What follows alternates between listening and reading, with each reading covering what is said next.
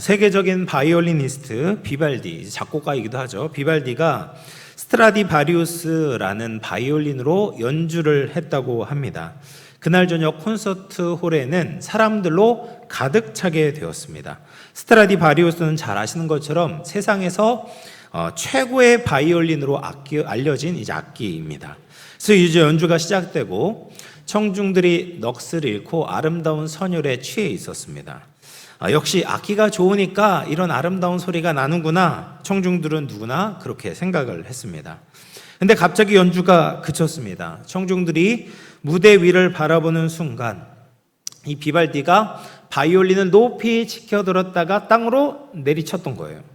그렇게 바이올린이 산산조각이 나고 말았습니다. 놀란 청중들이 소리를 지르면서 일제히 일어났습니다. 어떻게 세계적으로 이렇게 명성이 있는 저 악기를 저렇게 깨버리다니, 이건 도저히 있을 수가 없다라고 하면서 사람들이 놀랐던 것이죠. 근데 그때 또 하나의 바이올린을 들고 사회자가 등장하면서 이렇게 이야기를 한 겁니다. 여러분 놀라지 마십시오. 저건 스트라디바리우스가 아닙니다. 아무 데서나 구할 수 있는 싸구려 바이올린입니다. 비발디 선생은 여러분에게 참된 음악은 악기에 달려있는 것이 아니라 사람에게 달려있다는 것을 보여주기 위해서 저런 퍼포먼스를 한 겁니다 라고 대답을 했대요.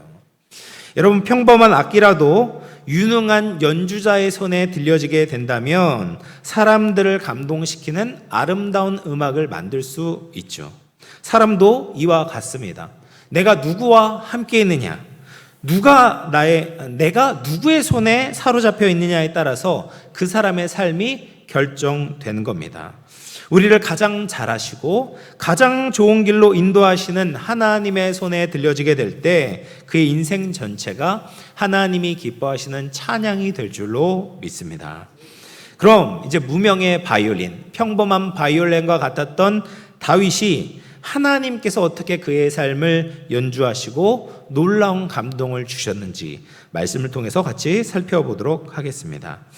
본문 말씀은 구약 성경에서 가장 잘 알려진 본문 중에 하나인 다윗과 골리앗과의 싸움이죠. 엘라 골짜기에 이스라엘 군대와 블레셋 군대가 진을 치면서 서로 대치하고 있었습니다. 그런데 블레셋 군대 안에는 골리앗이라는 장수가 버티고 있어서 사울과 온 이스라엘이 두려워하고 있었습니다. 골리앗이 이스라엘을 향해서 도발하며 이야기를 했죠. 1대1로 싸워서 진 군대가 이긴 군대의 종이 되자라는 제안을 했습니다. 나만 이기면 우리가 너희들의 종이 될게, 대신 너희들이 지면 우리의 종이 돼야 된다, 이런 식으로 제안을 한 거죠. 근데 거기에 응답할 수 있었던 이스라엘 군대 중 누구도 거기에 응답을 할 수가 없었다라는 거예요. 근데 마침 다윗의 세 형들이 그 전쟁에 참전하고 있어서 아버지가 음식을 가져다 주라고 다윗을 보냈던 겁니다. 다윗이 도착을 해보니까 골리앗이 여전히 이스라엘을 모욕하고 있었습니다. 그래서 다윗이 근처에 있는 병사들에게 물어보는 거예요. 저 블레셋 사람을 죽이면 어떤 대우를 받게 되는가? 어떻게 저런 사람이, 저 블레셋 사람이 하나님의 군대를 모욕할 수가 있는가?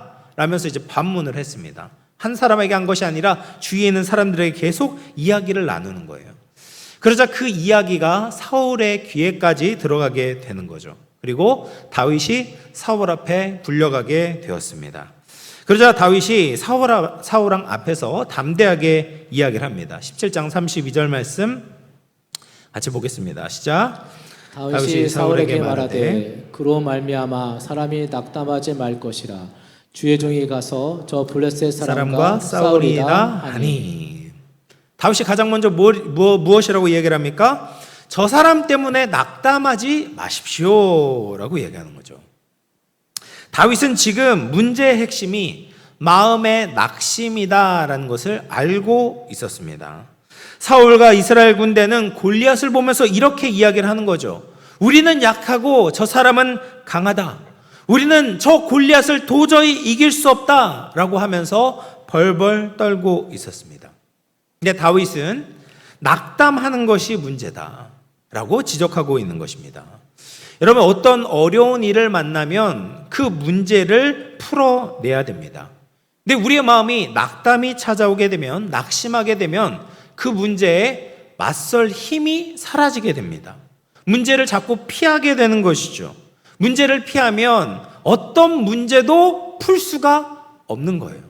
문제를 마주해야죠. 끌어안고 씨름을 해야지 문제가 풀려지게 되지, 그 문제를 피해 보십시오. 어떻게 문제를 풀 수가 있겠습니까?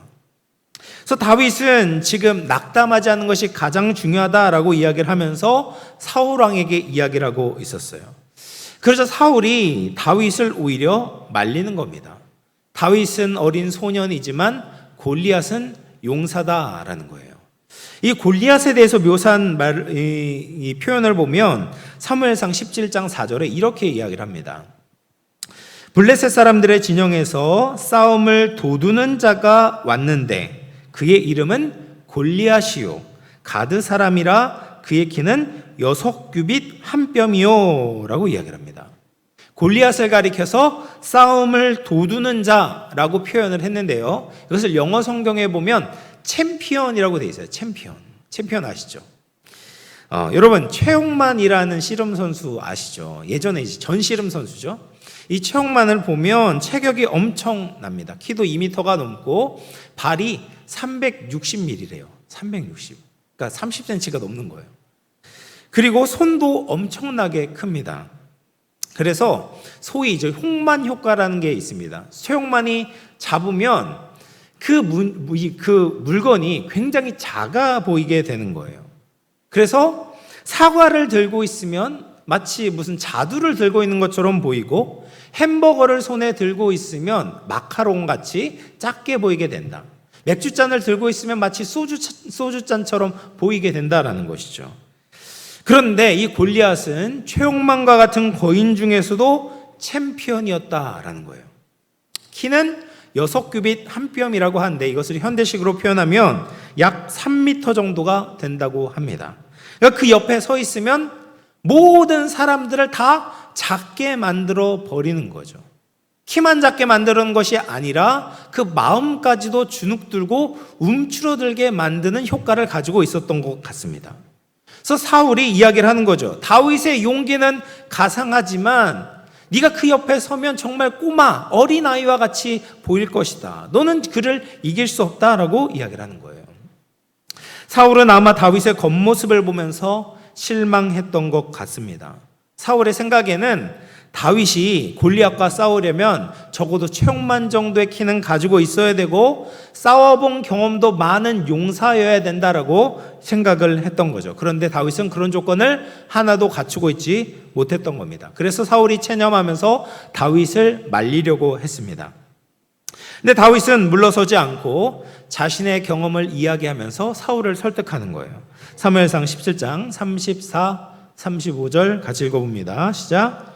다윗이 사울에게 말하되 주의 종이 아버지의 양을 지킬 때에 사자나 곰이 와서 양떼의 새끼를 물어가면 내가 따라가서 그것을 치고 그 입에서 새끼를 건져내었고 그것이 일어나 나를 해하고자 하면 내가 그 수염을 잡고 그것을 쳐 죽였나이다. 다윗이 아버지 이새의 양을 지킬 때의 경험을 이야기를 하는 거예요. 양을 지키고 있는데 사자나 곰이 와서 양떼에서 새끼를 물어가게 되면 가만히 있는 것이 아니라 그들을 쳐서, 그 맹수들을 쳐서 내가 양 새끼를 구해오곤 했다라는 거예요. 여러분, 다윗에게는 간증이 있습니다. 그는 일반적인 어린 소년이 해내지 못한 일을 해내곤 했어요. 다윗은 그냥 들깨나 너구리 정도를 쫓아낸 것이 아니죠. 사자와 곰과 같은 가장 사납고 무서운 맹수들을 쳐 죽였다는 겁니다. 그러면 다윗은 어떻게 그런 맹수를 물리치고 양들을 구해낼 수 있었을까요? 물론 기술도 있고 힘도 어느 정도 가지고 있었겠지만 사랑과 책임감이 있었기 때문에 양들을 구해낼 수가 있었던 거예요. 흔히 하는 말 중에 여자는 약하지만 어머니는 강하다라는 말을 합니다. 왜 그렇습니까? 자녀들이 위기에 처해 있을 때 어머니는 누구보다 용감하게 자녀들을 보호하는 것이죠. 왜 그렇습니까? 자녀를 향한 사랑이 있었기 때문에, 그 사랑 때문에 책임감이 어머니를 강하게 만드는 겁니다. 다윗은 아버지와 가족들을 사랑했고 아버지 양떼에 대한 책임감이 있었기 때문에 맹수가 나타났을 때 용감하게 맞서 싸웠습니다. 보통 사꾼 목자라면 이렇게 행동하지 않죠. 자기 양이 아닌 다른 사람의 양을 치면 위험에 처하게 될 때 누구보다 빨리 도망치게 될 겁니다. 왜냐하면 양을 사랑하지 않기 때문에 책임감이 없던 거죠. 그러나 다윗은 사꾼 목자가 아니라 참 목자였습니다. 그는 양을 생계의 수단으로 여기지 않고 가족과 같이 여겼습니다. 그런 사랑과 책임감이 있었기 때문에 맹수를 쫓아가 때려 눕히고 양의 새끼를 찾아왔던 겁니다. 하나님은 사랑으로 책임을 다하려는 마음을 기쁘게 받으십니다. 성도는 하나님의 깊은 사랑을 깨닫고 그 사랑으로 인해서 책임감을 가져야 합니다. 주님께 받은 사랑에 보답하기 위해서 헌신해야 되죠. 주님께 받은 사랑에 보답하기 위해서 다른 생명을 살리기 위해서 희생하고 때로는 위험에 처하기도 하는 겁니다. 그럴 때 내가 손해보는 것이 아니라 그 사랑의 헌신으로 말미암아 성도는 더 성숙하게 됩니다. 낙심이 떠나가게 되고 용기를 얻게 되는 것이죠. 그렇게 얻게 된 여러 신앙의 경험들을 통해서 주님을 더 사랑하는 신앙의 선순환이 일어나게 되는 겁니다. 그래서 예수님도 베드로를 회복시키실 때 네가 나를 사랑하느냐라고 질문을 하셨죠. 베드로가 네라고 대답할 때마다 예수님께서는 내 양을 먹이라, 내 양을 치라라고 사명을 주셨습니다. 주님을 사랑하는 마음이 있을 때 책임감을 가질 수 있기 때문입니다. 무엇을 하든지 사랑의 마음과 책임감을 가지고 있을 때 주님이 기뻐하시는 대로 일을 잘 감당할 수가 있는 것입니다. 사랑하는 성도 여러분, 우리가 일을 하면서 어느샌가 사랑을 잃어버릴 때가 있습니다. 처음 가졌던 그 사랑을 놓칠 때가 있습니다. 그럴 때 우리가 이 일을 어떻게 시작하게 되었는지 다시금 생각해 보아야 합니다. 직장에서, 교회에서, 가정에서 실망하고 매너리즘에 빠지고 마음의 낙심이 찾아오게 될 때 주님의 깊고 크신 사랑이 우리 마음 가운데 샘솟게 되어지기를 소망합니다. 그리고 그 사랑으로 인해서 우리가 다른 사람들을 사랑하며 섬길 수 있기를 소망합니다. 사랑으로 시작한 책임감으로 우리의 모든 삶의 영역에서 예수님의 향기를 드러낼 수 있는 저와 여러분 될 수 있기를 주님의 이름으로 축원합니다.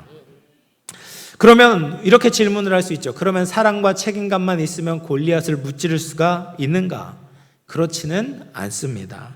골리앗은 다윗의 결단과 능력만으로 이길 수 있는 존재가 아니었습니다. 다윗을 능가하는 다른 도움이 필요한 거죠. 그것이 바로 하나님의 능력이었습니다. 사울이 다윗을 설득하면서 물러서라고 포기하라고 말할 때 다윗은 이렇게 설득하면서 이야기를 합니다. 사무엘상 17장 36절을 같이 읽어봅니다. 시작. 주의 종이 사자와 곰도 쳤은즉 살아계시는 하나님의 군대를 모욕한 이 할례받지 않은 블레셋 사람이니까 그가 그 짐승의 하나와 같이 되리이다. 아멘.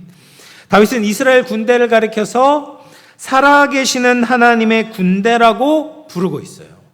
여러분, 지금 이스라엘의 군대는 하나님의 군대다운 모습을 전혀 보여주지 못하고 있었습니다.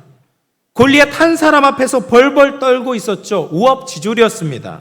그러한 이스라엘 군대를 향하여서 하나님의 군대라고 부르는 것이 다윗의 믿음이었습니다. 전쟁에 참여하기 위해서 나온 이 사람들은 사울의 군대가 아니라 하나님의 군대다라는 거예요. 하나님께 속해 있고 하나님이 보내신 군대입니다. 그러면 누가 책임을 지겠습니까? 사울이 아니라 하나님이 책임을 지시는 거죠. 하나님이 도와주시는 겁니다. 그리고 골리앗을 가리켜서 뭐라고 이야기를 하냐면 챔피언이라고 부르는 것이 아니라 이 할례받지 못한 블레셋 사람이라고 부릅니다. 할례는 이스라엘을 하나님의 백성으로 구분하는 표지였습니다. 다윗은 이 하나님의 군대를 볼 때 할례를 보고 있는 거예요. 그들은 할례받은 하나님의 백성이죠.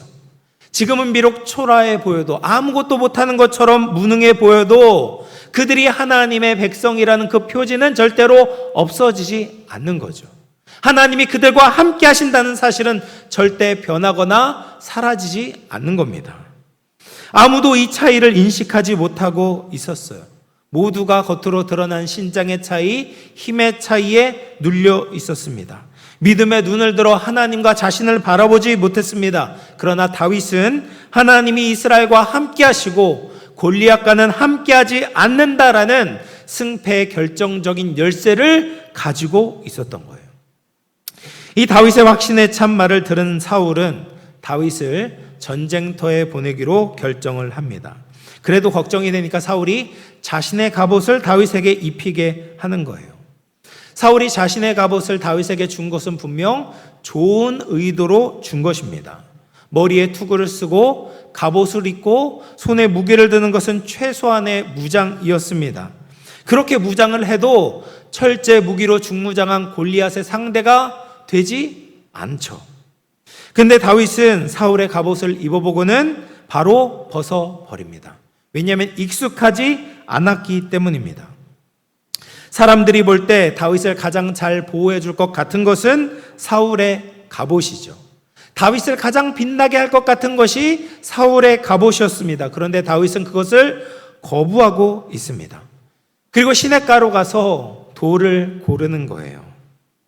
아마도 무릎을 꿇고 기도하면서 돌을 골랐을 것입니다. 하나님, 저를 도와주십시오. 하나님의 손이 돌을 붙잡아 주셔서 저 골리앗을 무찌르도록 함께 해주십시오. 다윗은 사람의 갑옷이 아닌 하나님을 향해 기도하며 영적인 갑옷을 입었던 것입니다. 사랑하는 성도 여러분, 하나님의 군대에 가장 필요한 것이 무엇입니까? 세상 갑옷이 아니라 영적인 갑옷인 믿음이 필요하고 기도가 필요합니다. 돈, 명예, 권력이 우리의 인생을 탄탄하게 보호해주고 빛내줄 것처럼 보이지만 그렇지 않습니다. 성도들이 그런 세상 갑옷에 집착하고 자신의 인생을 건다면 몸이 둔해지고 무거워지게 될 것입니다.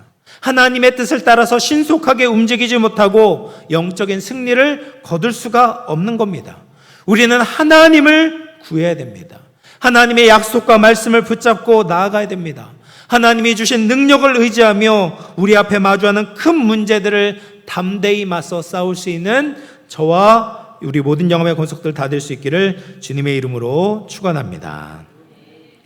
이제 드디어 다윗과 골리앗의 전투가 시작되었어요. 근데 먼저 이제 말싸움이 시작됐습니다. 거구 골리앗이 어린 다윗이 나오는 것을 보자 기가 막혔습니다. 자기와 비슷한 용사가 나온 것이 아니라 어린 꼬맹이가 나오는 거예요. 게다가 갑옷도 안 입고 맨몸으로 나왔습니다. 골리앗이 볼 때 다윗은 한 주먹거리도 안 되는 것처럼 보였을 겁니다. 그러니 다윗이 다윗을 업신여기고 얕잡아 보면서 이야기를 합니다. 내가 무슨 개인 줄 아냐? 너 그 막대기로 개나 잡지 나를 어떻게 잡을 수 있을 거라고 생각하냐? 블레셋 신들의 이름을 가지고 다윗을 저주하면서 너를 공중의 새들과 들짐승들의 먹이로 주겠다라고 협박을 하는 거예요. 그때 다윗이 골리앗의 이야기를 듣고 마음이 무너지지 않았습니다. 오히려 대차고 당당하게 맞서서 이야기를 하는 겁니다. 사무엘상 17장 45절 말씀 우리 같이 한번 읽어봅니다. 시작. 다윗이 블레셋 사람에게 이르되 너는 칼과 창과 단창으로 내게 나아오거니와 나는 만군의 여호와의 이름은 곧 내가 모욕하는 이스라엘 군대의 하나님의 이름으로 내게 나아가노라. 골리앗은 지금 칼과 창과 단창으로 나왔죠. 칼을 의지하니까 칼과 같은 무기만 보이는 거예요. 다윗이 손에 들고 있는 막대기만 보였던 겁니다. 그런데 다윗의 무기는 그것이 아니었던 거죠. 다윗의 진짜 무기는 만군의 여호와의 이름입니다. 다윗은 만군의 여호와의 이름을 의지했습니다. 외적인 능력과 조건을 따지면 다윗은 골리앗 앞에 주눅이 들어야 됩니다. 도망쳐야 됩니다. 그런데 다윗은 골리앗이 알지 못하는 진짜 무기를 가지고 있었어요. 골리앗과 비교할 수 없이 크신 하나님의 이름을 믿고 있었기 때문에 골리앗 앞에 나아갈 수 있었습니다. 골리앗과 맞서 싸울 수 있었습니다. 이 전쟁이 누구에게 속해 있습니까? 골리앗에게 속한 것이 아니라 만군의 하나님 여호와께 속한 전쟁이었어요. 다윗이 이것을 믿음의 눈으로 본 것입니다.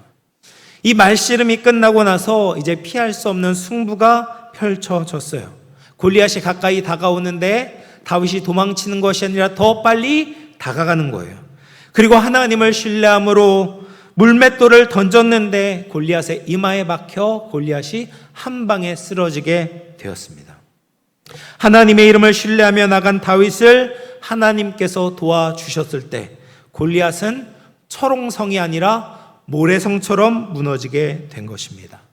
다윗이 이기고 나니까 여유를 부렸던 블레셋 군대들이 전부 도망치고 무서워 떨던 이스라엘 군대들이 갑자기 용맹한 군대로 바뀌게 되었습니다. 믿음의 사람 다윗 한 사람 때문에 상황이 바뀌고 영적인 흐름이 바뀌고 이스라엘이 블레셋에게 큰 승리를 거둘 수 있었던 겁니다. 사랑하는 성도 여러분, 다윗이 거인 골리앗을 쓰러뜨린 것도 기적이지만 어린 소년이 하나님만 믿고 싸우러 나간 것 그 자체가 기적입니다. 하나님을 바라보며 용기를 가지고 그 전쟁의 한복판에 나간 것 자체가 기적이었습니다. 하나님은 믿음의 걸음을 걸었던 다윗의 손을 붙잡아 주셨습니다. 그의 손에서 날아간 돌을 하나님이 잡아주셨고 골리앗의 이마에 박혀 쓰러지게 하신 겁니다. 여러분, 우리 앞에 골리앗과 같은 문제들이 있습니다. 외관만 보면 두려움이 생기고 염려가 생깁니다. 발이 떨어지지 않습니다. 그런데 하나님이 누구신지 바라보고 또 우리가 하나님이 보내신 군대라는 것을 알게 되면 골리앗 앞에서 믿음의 선포를 하는 기적이 일어납니다. 골리앗 앞에 무릎 꿇지 않고 하나님 앞에 엎드리는 믿음의 길을 가게 됩니다. 세상의 방법이 아닌 하나님의 전능하신 이름을 붙잡고 나아갈 수 있습니다. 어떤 문제를 만나도 우리는 하나님의 것입니다. 하나님의 것이니까, 하나님의 소유니까 우리를 하나님께서 책임지실 것입니다. 그러므로 우리는 골리앗을 만나도 두려워할 필요가 없고 낙담할 필요가 없고 하나님만 의지하면 됩니다. 성령의 음성을 따라가면 되는 것입니다. 그러면 하나님께서 우리를 반드시 승리하게 하실 줄로 믿습니다. 하나님을 바라보며 믿음의 승리를 거두며 하나님께서 가장 기뻐하시는 승리의 찬양을 올려드릴 수 있는 저와 우리 영감의 모든 권속들 다 될 수 있기를 주님의 이름으로 축원합니다.